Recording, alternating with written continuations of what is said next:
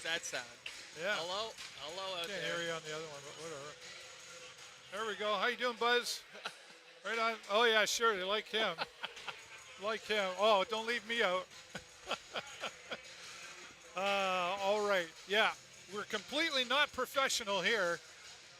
Live on Facebook and TikTok. Hi, everybody. David Burrows and my good friend that makes me look great, Connor Burke. How are you, buddy? I'm good. How are you, my friend? Oh, wow. Again, I had trouble coming here today because I wanted to hop on my motorcycle and ride the bike here, but I don't know that I can do that in a scorching hot. in, I like in a it. tie I like or whatever. The purple shirt's fantastic. I dressed myself because Jennifer, she's golfing she was today. against it today? Oh, okay. So, well, she didn't have a say. She wasn't home, right, well, so I think you did all right. I think I passed. Hello from Halifax. Karen says sounds good. All right. Hello from Sarnia. Thanks, Mom. I don't know. I just want to. I need to hear you a little better. In this one? Yeah, I don't know. Hang on. Tried to get her as close as.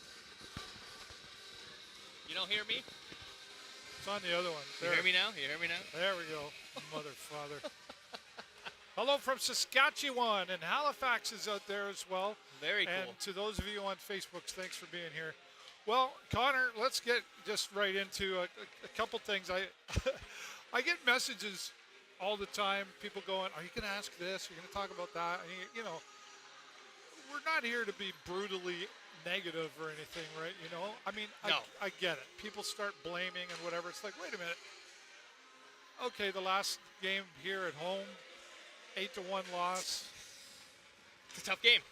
Right? Like, but you know, Al Letang does it very, very well. I was listening to him. He's on a podcast called Glass and Go, or I can't remember. I got it here on Spotify. And it was like an hour podcast. Okay. And, you know, post-game press conference last week, the question, you know, like how do you ask the question to start it off? Like, your thoughts on tonight's game. Well, what do you mean, what are my thoughts on tonight's game? Not good? Right? Not many thoughts. So he's kind of asked, like, you know, what's your comments? And he's like, I don't want to say anything. Like, you know, but he was honest. He said we were outworked. We didn't stay on the puck. You know, a lot of things that he said he saw, and he put it out there. And then one of the media fellas said, could you chalk this up to, you know, the boys haven't played, they're just getting used to each other still. And he said, no, we've been playing like summer, like through all of this. What did you see in that game? No. Same. Not a lot of positive notes, I'd say, but tough. It's tough. It is tough to find positive things to say about that. And then they went away to St. Marie on Sunday, and they lost there again. But it's tough. I think we're down a good man in Diorio, but it's no excuse. I don't think at the end of the day, there's been some lineup decisions that maybe have been questioned a little bit, like. I know, for me, it sounds like it's just a biased opinion, but I think from a lot of people, putting Karimov not even on the ice last Sunday, and now he's back to the fourth line again after, I don't know, arguably, it's the eye test, and I guess, you know, you're going to take my word for it, but I think he's probably one of the hardest working players out there, so I don't really understand maybe punishing him as much as he's been. So, you know, and you hear the noise after two losses. It's the first time since 2019, 2020 that we started the season 0-2. Yeah. And now we're on a homestand, 2 games and a chance to go. Well, it's tough too because as a fan, I think we're standing there. You know, like we go back to a couple of years ago against London, coming as far as we did, and missed it by that much, you know. But the fans that we've often talked about who've been loyal to this, but it's starting to feel a little bit like they're like, oh, come on, right? You know, like it's frustrating to, can't you just, but it's still early in this season as well. We got 11 new players on the team. And I get it, I'm not making excuses, but 11 new players on the team. There's some gelling that has to come together out there, but like Al Letang said, we've been playing together.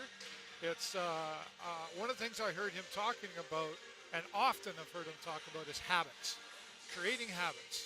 And habits take time to build and to put it into place. You can talk about the habits and you can go out and do all the drills you want, But until those become regular, strong habits, it's not likely to see a change. Yeah, and you don't want to rely just on that, because you wonder what the time limit is on Well, building a good habit, right. whether it's 5 games, 7 games, or 10 games. It's, or a couple of years. or like as it has been. Yeah, like a lot of these players have played together already. Like, this is Edward's second year. This is Ryan Brown's third year. We have a lot of players that are returning. I know there's 11 new players, but there is a lot of players that know the system and that have been here for a while, and maybe need to grab hold of the reins and don't realize just yet that they are relied on that much, but probably will be for sure going into this year. Let's go over to TikTok and say again hello from Saskatchewan. And Troll says, Sarnia Sting, my fave team. We like to hear that. Mine too. My goodness. Some people must be really bored. Hello, Sudbury's in the house. All right. Sudbury is in the house, Sudbury, actually. There's quite a few here, actually, from Sudbury. Are you, Sudbury, Scott, are you, like, in Sudbury right now, or are you down here with the group or whatever? Let us know where you're watching from on TikTok and Facebook. We welcome you here as well. Let's talk about a new addition that I think is, new additions are always exciting, but we talk about Ben Pickle here, right? This guy is known to be kind of a gritty, high-energy player, and not a ton of height. I think he's like 5'9". Yeah, he's not very big, like that. 187 pounds. Yeah, he's an overager. I Yeah. could see that might have been one of another. He's 20, right? Yeah, 20, another decision that's like, I don't know what the full story was with Dalen Moses, but he was an overager that had even a bit of size on a guy like Ben Pickle. So you wonder what was behind the scenes there, but you get rid of an overager, you trade for another one. He's a welcome addition for sure, but you just wonder what he can contribute at this point in his career. Well, I mean, I'm reading here, it's like a high work ethic, lots of speed, and a lot of the scouts were talking about his ability to force turnovers, which I think is something maybe that we need a little bit more of here on this team. A lot more puck possession would be ideal for sure, at the very least. So, maybe this, and sometimes, we always try to analyze, like, why did they make that trade? Sometimes there's a long-term goal there, but this isn't much of a long-term goal if he's an overager. So, your guess is as good as mine. Yeah, it's a bit of a head-scratcher, but we'll see what he can contribute to this team. We're always excited for a new addition. Well, we're kind of at that stage, like like last week, people would say to me, "Well, what do you think?" And I said, "Well, so far we're in first place." Well, can't say that anymore. And no. Dylan Lukey has been resigned. Actually, I'm not. Another decision that. Bittersweet for him. Yeah, for sure. I liked him as a player. He had a good shot. Maybe he wasn't an all-time point contributor, but he was a player that had been around for a little while, and it's weird to say goodbye to players like that when you don't know that it's coming. He's been kind of labeled a bit as a two-way player defensively, right? Mm-hmm. He can play defensively, but he can also go on the attack when it's needed as well. Would you agree with that? Yeah, I would for sure. I liked his play, and that's why it's kind of a weird decision.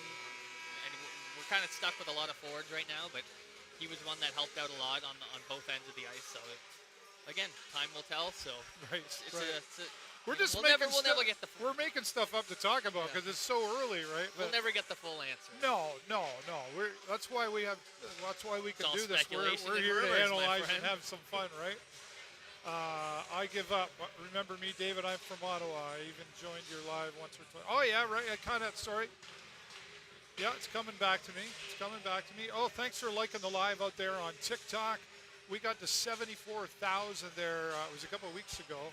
And I think 10,000 recently. So I give up. Just followed us on TikTok. Yeah, been a while. Great to have you back. Mom's tapping away. Those of you watching out on Facebook, when we end here on Facebook, we will come back in a little bit, but I'm staying live the whole time on TikTok. So come and join me for that. Lucas Fisher is, like we were just talking about, like, his leadership role too on this team. Like last year when they were getting ready to talk about who's going to be the captain, we were a little surprised by this one, I think. Yeah, I me personally too, a little bit. I think he was more of a quiet leader. If anything, we'll never get the answer because I'm not in the locker room, so I yeah. don't really know the full extent of his leadership abilities. But a bit of a surprise, and he only got one preseason game with the St. Louis Blues, I think, before he got sent down. So I'm not sure what the showing was like there at the NHL camp, but we're welcome to have him back. If he's not going to contribute to them, he'll help us. He'll help us out. Yeah, so. for sure. There's a lot of emotion going on when you have a player that is involved in the OHL level and then gets called up. Their excitement level, wow, like it's getting the golden ticket to the Willy Wonka factory. You're up there, and you're giving it your all. At least you think you would be, and then back here, happy to be here, I'm sure, and still be playing, but it's got to be a roller coaster of emotions for a player. No, 100%.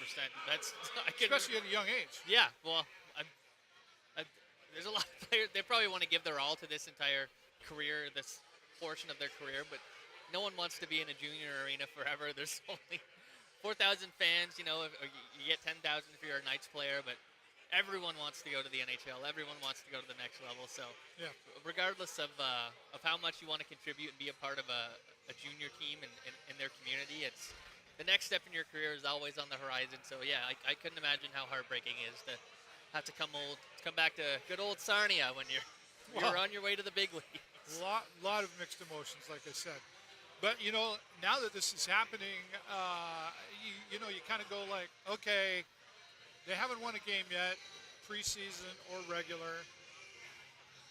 Sometimes, it's two-sided coin there. I think, it's like it's hard to crawl out of that rut.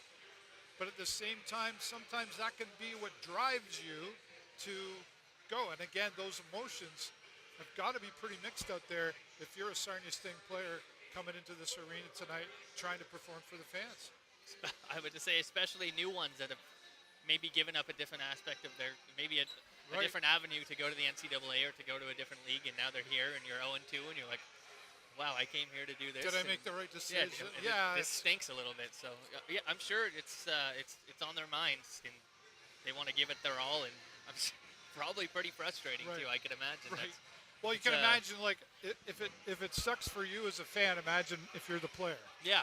Or the coach. Let's talk about the coaching staff, right? Braden Guy's in here now. I think a great addition, brings kind of an age factor to it all, to be able to be relatable to these young players. And then you've got Al Letang. Let's talk about it for just a moment. Like, the coaches get beat up a lot. Right, and you're hearing like, let's change things up in the coaching staff, whatever.